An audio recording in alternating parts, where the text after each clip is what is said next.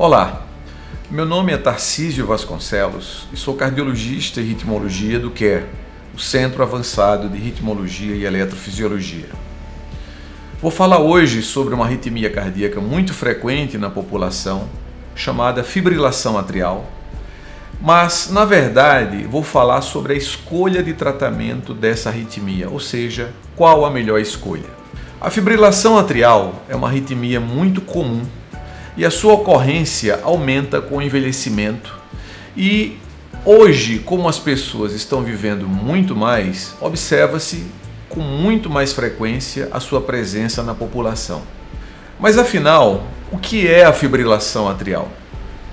A fibrilação atrial é um tipo de arritmia cardíaca e nela o coração funciona de forma completamente irregular. Imagine uma escola de samba onde cada componente da bateria resolva assumir o comando do ritmo. Nós vamos ter uma completa bagunça, uma completa anarquia. É mais ou menos isso que acontece na fibrilação atrial. O completo descompasso do ritmo do coração. A fibrilação atrial é grave? Bom, normalmente a fibrilação atrial não é uma condição grave. O grande problema é que em algumas pessoas ela favorece a formação de coágulos dentro do coração. Esses coágulos podem se desprender, cair no sangue e se alojar no cérebro, causando um AVC ou um derrame. Às vezes, a fibrilação atrial pode ser responsável por comprometer a função de bombeamento do coração, causando ou agravando uma situação de insuficiência cardíaca. Quais são os sintomas da fibrilação atrial? Às vezes, a fibrilação atrial acontece sem sintomas. Ela é descoberta acidentalmente em um exame de rotina.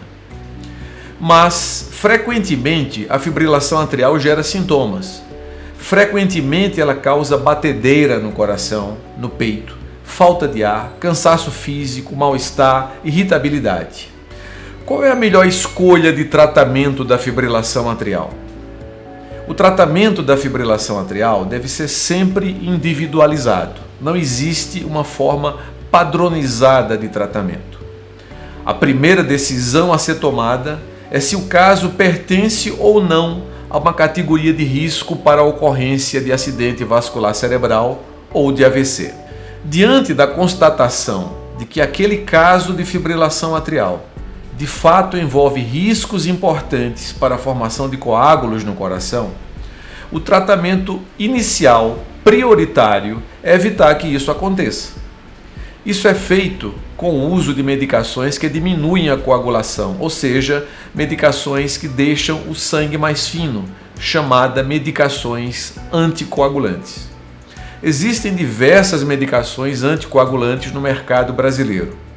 São medicações seguras e, de fato, reduzem a chance significativamente da formação de coágulos no coração e, consequentemente, reduzem também a chance do acidente vascular cerebral. Uma vez que se tenha tomado a decisão no sentido de evitar o AVC mediante o uso ou não do anticoagulante, o segundo passo, após definir a necessidade ou não do uso de medicamento anticoagulante, é tratar a própria fibrilação atrial. Em pacientes idosos, em que a fibrilação atrial ocorre sem produzir sintomas ou sobrecarga para o coração, a decisão pode ser simplesmente não tratar a fibrilação atrial. Considera-se a arritmia como permanente, prescreve-se o medicamento anticoagulante para evitar o AVC e deixa-se que o paciente viva normalmente sua vida com a fibrilação atrial. Isso não é um problema, desde que o caso tenha sido submetido a uma avaliação criteriosa. Entretanto, frequentemente a fibrilação atrial gera sintomas muito limitantes, interfere na qualidade de vida, gera internações hospitalares, compromete a vida profissional e social. Também, a fibrilação atrial pode comprometer a função do coração como bomba, causando ou agravando insuficiência cardíaca.